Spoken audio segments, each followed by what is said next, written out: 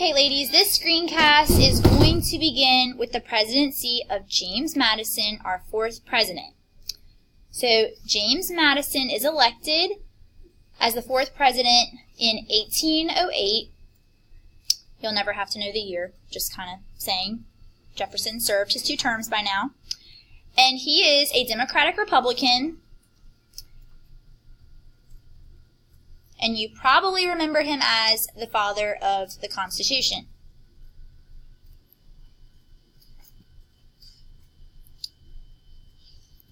Okay, we're going to transition to the war pressure building.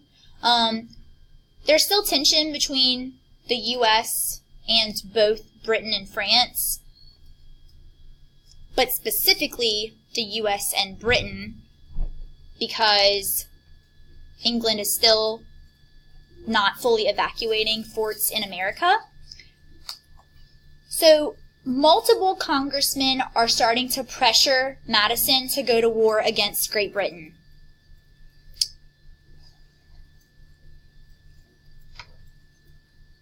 These men are known as war hawks.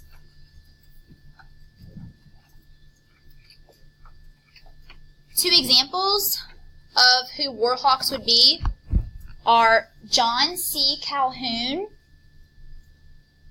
and Henry Clay.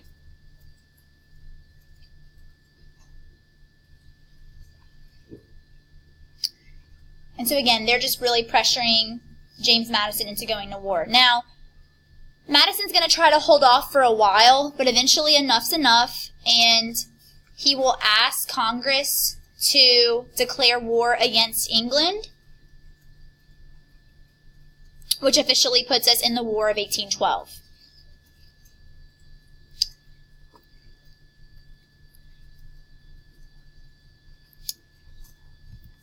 And now for a funny little meme, okay, as John C. Calhoun is not the most photogenic person, but notice this is also the first photo that we're seeing in our notes. Give me 1 second here so I can be able to show the whole group. Yes, okay. Not the most photogenic, but keep in mind, y'all, picture making was a process. You didn't just get to smile and it's over in a second. It's maybe a little more painful than that. But yes, we will see a lot more of John C. Calhoun, but unfortunately you will probably see more of him in your nightmares. Okay, so we are officially in the War of 1812, and if you kind of recall, Thomas Jefferson had just cut taxes. He had just reduced the size of the military. This is really not good timing for war. And so Americans are going to have a really hard time fighting the War of 1812.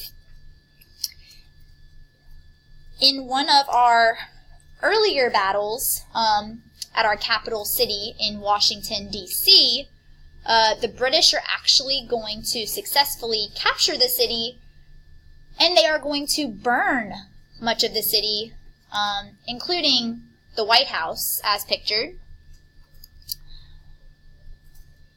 Many of you learn in middle school that this is where First Lady Dolly Madison kind of gets her shot at stardom, because she successfully saves this famous oil painting of George Washington, like from the burning White House.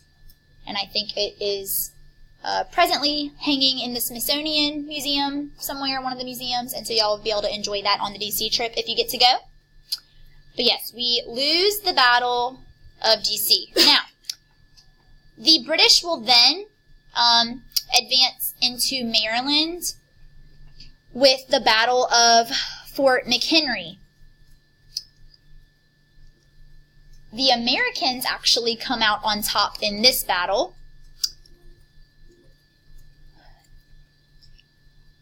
But the reason this battle is more well known is because towards the end, a famous American poet, or at least now famous American poet, Francis Scott Key, writes down some pretty famous words. His poem, "The Star-Spangled Banner," and you all know that that is our current national anthem. So if you're wondering where the words of our national anthem came from, it is Francis Scott Key's words after the battle at Fort McHenry. Now, I'm gonna be honest with you, just because we lost this, or won this battle, we'll probably, like, it's looking like we're probably gonna lose the war, because we just don't have the resources to be doing this, for an unlimited amount of time. But England actually has to stop fighting first, okay? They are just too distracted with some of their other affairs in Europe. And so they agree to start negotiating a peace deal. And we will sign the Treaty of Ghent in 1814. You don't have to know the date or the year, but it is Christmas Eve. The Treaty of Ghent officially ends the War of 1812. There's no special territory distribution or anything. After this treaty, it's like everything just stays the same in terms of boundary lines. Like England keeps Canada, we keep, our territories like Louisiana, Ohio River Valley, the original colonies. But England's officially going to evacuate all of the forts like were supposed to have been doing this whole time. And this is just really the best the relationship between us and Great Britain has ever been. It's only going to get better from here, which is good news for us. Okay. Many of you are familiar with the famous statue of Andrew Jackson in New Orleans, French Quarter, Jackson Square.